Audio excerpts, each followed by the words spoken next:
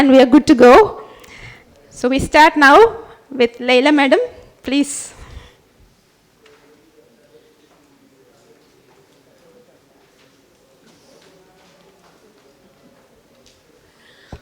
Thank you, Dr. Ladika, for including me in this. I don't know how far I fit into this, but I'm happy to hear all these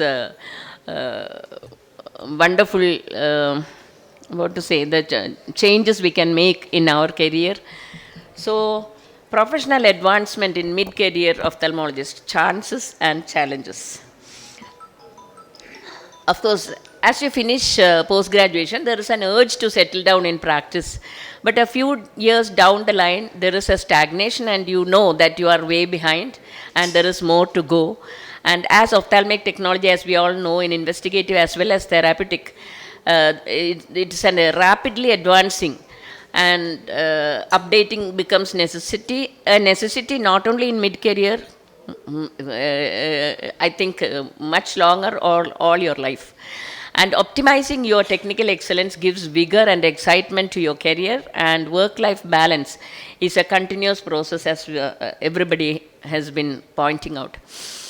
So there are some gaps in our qualifications after we pass out. Professional advancement and updating leads you to reach your goal which did not materialize earlier. It's not always that you reach where you wanted to be. And women, especially the chunk of ophthalmology, are more at risk. And what they have missed out during training or later due to pregnancy, motherhood and family issues can be overcome by some of the opportunities are there and the challenges we take. And my exposure, I worked in Saudi Arabia for some time, and during Gulf War, I went back again and had the opportunity to work in King Khalid Eye Specialist Hospital, a fully American hospital run for the royal family and the best in Asia and second best in the world, as they say.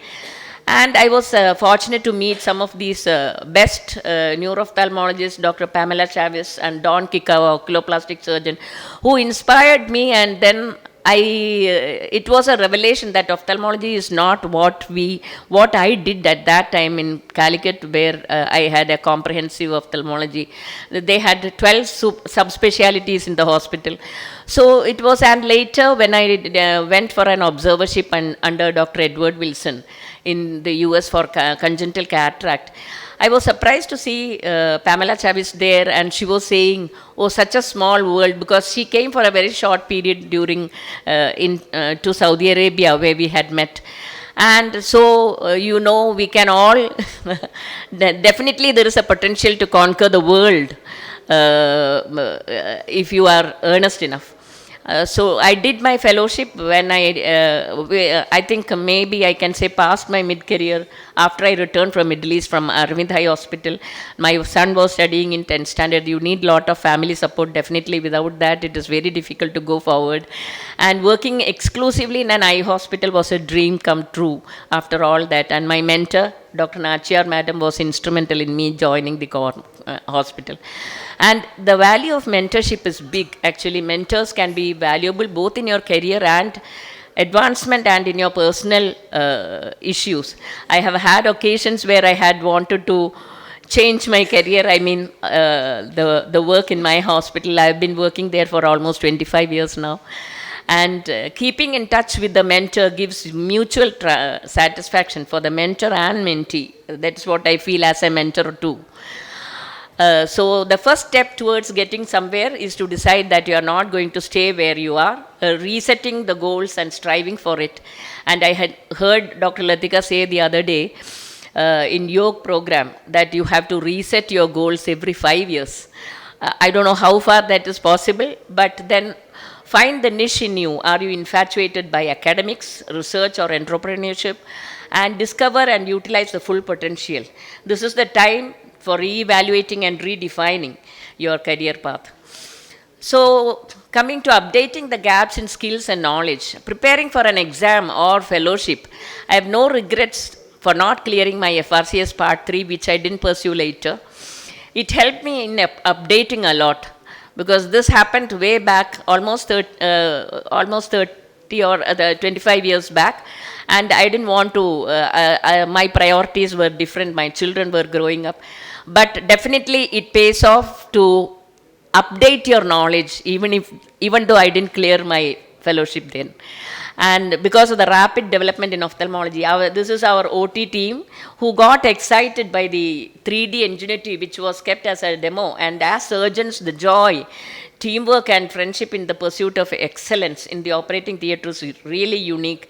And this 3D robotic surgery which was a demo may soon become a norm, and we never know.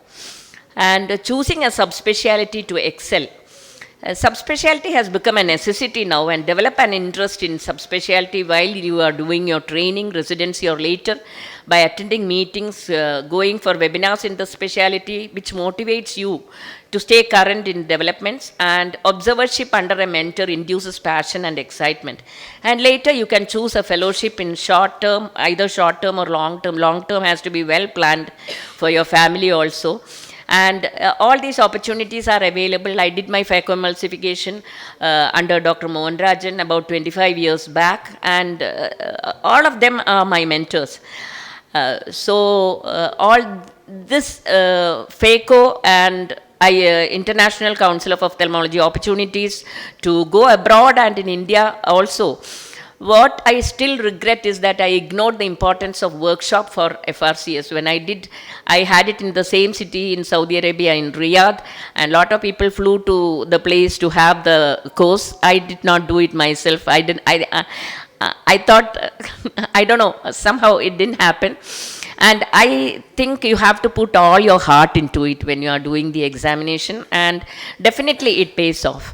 And the Collegium of All India Ophthalmic Society trying to standardize fellowship programs. So all of those who are going for fellowship or even otherwise, now after fellowship only I think you can appear for the phaco.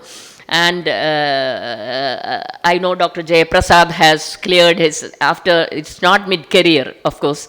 So sponsored ICO short-term and long-term fellowships are there, observerships. I think there is a whole session on what all these opportunities. And embrace opportunities as they come along. I had the opportunity to attend grand rounds, CME of SNEC during weekends when I had my baby sitting in Singapore, which gave me a lot of insight into our speciality. So these are some of the opportunities. Travel fellowships by AIOS, Prayogshala, all these webinars and wet labs and leadership development program by AIOS and KSOS initiative. I should congratulate KSOS and Dr. Natasha, who is doing a big job there. YOSI, our Young Ophthalmologist Society of India Forum, and our youngsters who are very active in these are the best to comment on all that. And teamwork in ophthalmic practice, I think institutionalization gives you an inspiration for advancement. And the cost of equipments and machines cannot be a burden when you get the help from some of these companies and get advice from peers. And research which you have started during your training can be continued. And I had thought Women Ophthalmology Society, I thought it should be women, gender bias should not be there in profession, but I think they have a big role to play in women where they get the opportunity. So it's never too late to reset your goals and be ready for the change and move out of your comfort zone. Success awaits you. Thank you. This is my mentor, Dr. Nachiyar Madam. Thank you.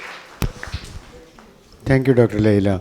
One thing she forgot to mention is that all this takes a big chunk of courage, which many of us lack. Anyway, next is Dr. Latika on the ergonomics of ophthalmic practice.